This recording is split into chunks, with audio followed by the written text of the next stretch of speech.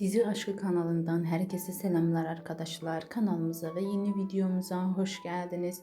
Yine sizler için çok güzel birbirinden harika videolar hazırladık.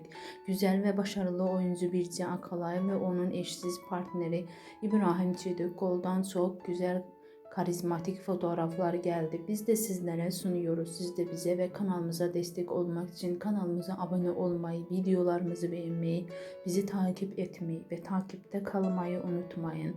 Kanalımızı yakın arkadaşlarınızla paylaşmayı, bize destek olmayı unutmayın. İyi seyirler, hoşça kalın, bizimle kalın.